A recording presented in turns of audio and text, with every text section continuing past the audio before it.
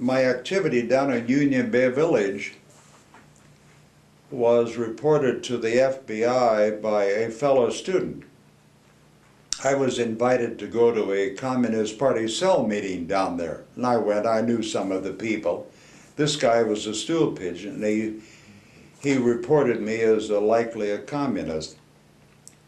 And years later, when I got my FBI file, I called him up. He was a retired engineer.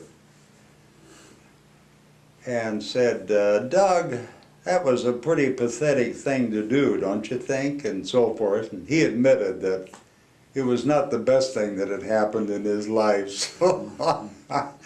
So anyway.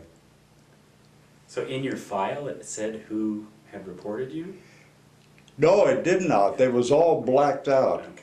That 2-cent word, redacted.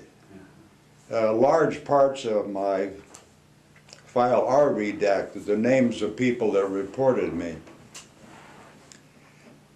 The file did indicate one thing I didn't know, that my name was mentioned in a closed HUAC hearing.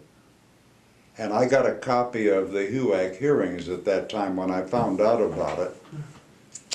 And I was mentioned. There was a young black guy who was in the Young Progressives who turned out to be a stool pigeon. And this was in a closed session when he testified. And he was asked, do you think Mercer was a communist? No, I don't think he was a communist, but he was very close to people who were in the party. Which is probably the reason I was never called up, because I was not clearly identified.